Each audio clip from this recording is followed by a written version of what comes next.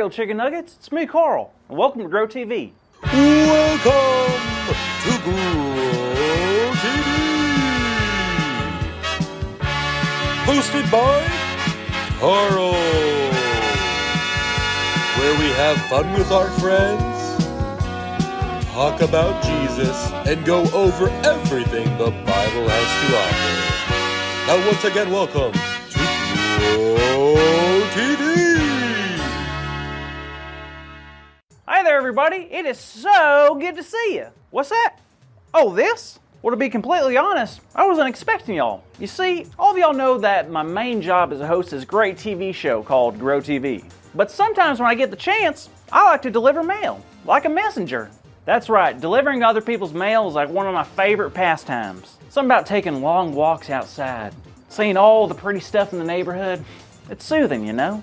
Also, sometimes people leave snacks on the sidewalk, so... Never mind about that last one. Now you're probably wondering why I love being a messenger so much.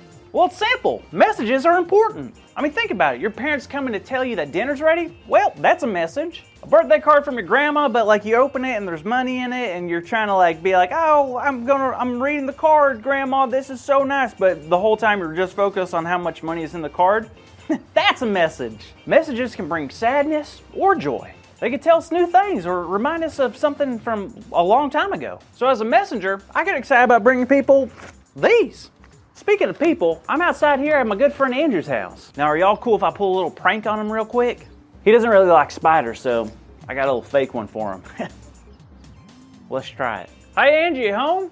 Hey, Carl. Good to see you. And to you as well. Nice to see you as such as well. Anywho, I got a message for you. Oh, really? Great. Yeah, it looks like something someone ordered off the web.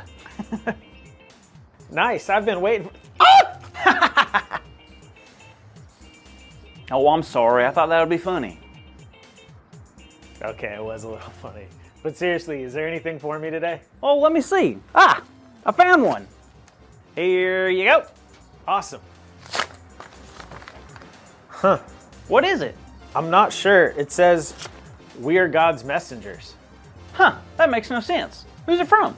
It doesn't say. It just says Acts 9, 1 through 20 on the envelope. Well, that makes no sense. What doesn't?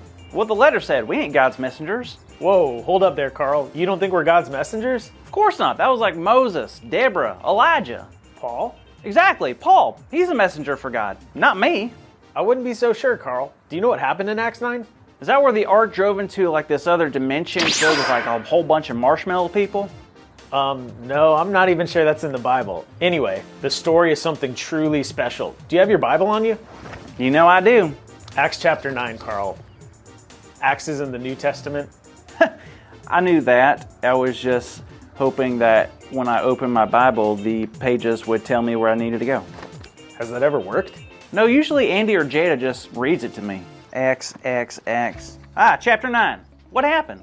Well, the thing is, Saul... Wait, Saul? I thought we were talking about the Apostle Paul. We are. Same guy. So there was a time when Saul was not the nicest to people who followed Jesus. Really? Really, he didn't believe in Jesus at all. And he tried to get other people to stop believing in Jesus too. But one day he was traveling with his friends and God spoke to Saul. No way, what did God say? And God asked Saul, "Saul, why do you persecute me?" Saul asked, "Who are you, Lord?" And God responded with, "I am Jesus whom you are persecuting." He replied, "Now get up and go into the city and you will be told what you must do." Whoa, I bet Saul was pretty shocked to hear that. That's right. When Saul fell down, he tried to stand up and he couldn't see. He went blind? Yep, so they got up and went to Damascus, the city nearby. And he couldn't see for 3 days. Whoa, that's a long time. Was God going to help him?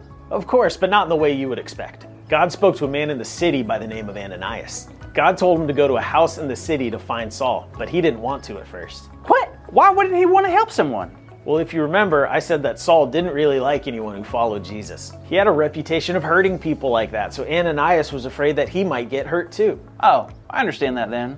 So what did he do? He trusted God. He did what he was told, and when he found Saul, everything changed. No way, how? They met in the house that Saul was in, and then Ananias put his hands on him and prayed. Then Saul's vision returned, and he could see. They spent time with him in Ananias' community. They gave him food, and he was baptized too. Let's go! That is so cool! Isn't it? Paul was forever changed, and that's how we become one of God's messengers. Wow, so Paul wasn't a nice guy before, but since he met Jesus, everything changed. Exactly, and Paul spent the rest of his life sharing God's message with everyone he could, and we are invited to do the same. We have the chance to be changed just like Saul was. It's kind of amazing that we get to be messengers just like so many believers before us. You really think so? Of course, God calls us to take the message of Jesus and deliver it to all of our friends and family. What about people we don't know? Yup, everyone. But don't worry, when we get nervous, we can trust God just like Ananias did. Ain't that the truth?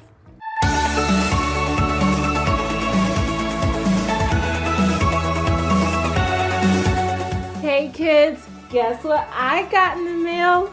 It's today's big idea. You know what it is? I bet you do. It's we are God's messengers. So let's say it out loud so the whole neighborhood can hear us, okay? 1, 2, 3. We are God's messengers. Great job, everyone. Now make sure to tune in next week because we have a very special delivery for you. See you then. Thank you for watching, and tune in next week for a new episode of Row TV.